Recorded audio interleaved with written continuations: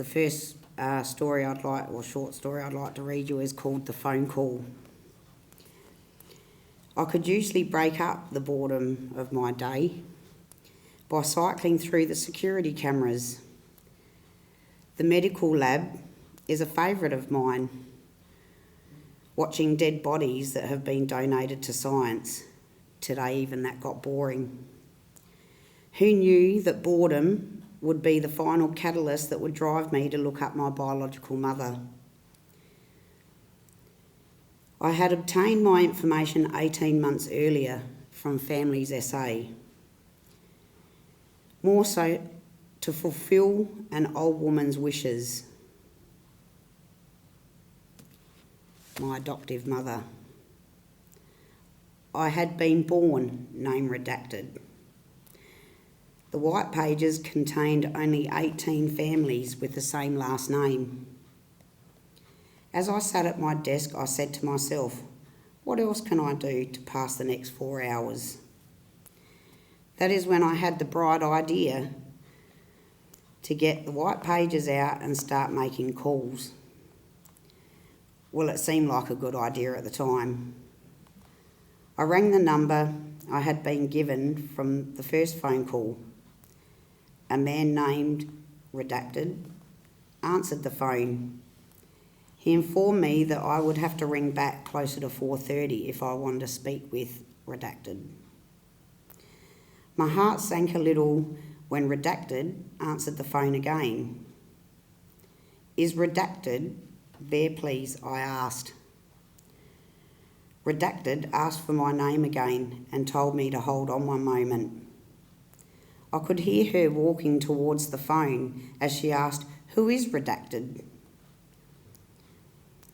I thought, you're about to get the shock of your life. I was hoping it would be a good shock. I don't know if I could go through another rejection from my biological mother.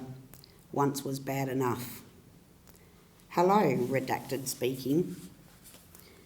Hello, my name is Redacted, but you may know me as Redacted. A gasp followed by, oh my God, I've been waiting for you all of my life. I could tell she had started to cry. We spoke for an hour. My workday almost complete, and I had to say goodbye with a promise I would bring her back at 7:30 once I got home. On my way home, the enormity of what I had just done was starting to sink in. I'm not quite sure what I thought would happen when I made contact, but it soon became apparent that by making contact, healed something in Redacted and opened a giant can of worms for myself. I was almost dreading making the second call. I knew there would be questions about my life. Redacted would ask. Family for one, and did I have one? Was I married?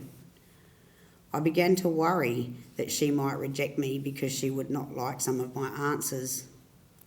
I guess my biggest fear was what she might think or say about me being gay. In the end, I decided to tell her, either you accept me the way I am or not at all. After all, I did not know this person from a bar of soap. I could not concern myself of what a stranger thought. I rang her back and we talked for another couple of hours. I was told I had 2 younger sisters and that I had 3 nephews and 1 niece. At one stage, Redacted started to think maybe I had not made it.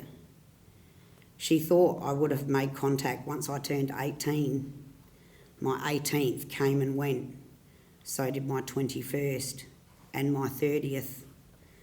I told Redacted, you can thank my mother for contacting you. I did it partly because of her, but thought I would leave the boredom part out. My heart went out to Redacted and I wanted to just go and meet her, for she had longed for this moment. Yet it would be another 3 days before we met. I had picked up a bunch of flowers on the way.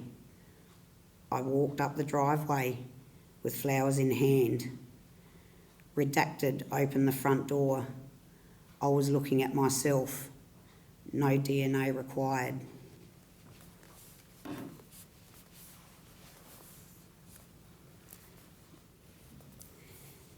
The next short story I'd like to read is called Expressed on Paper. I have a hurt that is deep. If I go to those depths, I might break. It is so delicate and fragile, it has no words. It is my soul. I have lived most of my life in a type of darkness that would speak the language of rage and anger through actions and behaviours. What was I trying to communicate? What was I trying to express? I always felt worse, not better, after an outburst. One day I asked myself, do you like being like this? No, I replied. I don't like the way it leaves me feeling inside.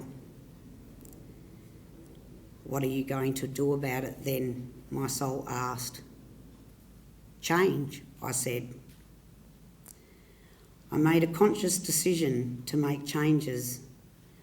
I had to learn the language of feelings, of my feelings. Are you ready to hug me yet? My inner being asked me. Yes. When? Now. It would be my heart that spoke next. I love you. I'm sorry. Please forgive me.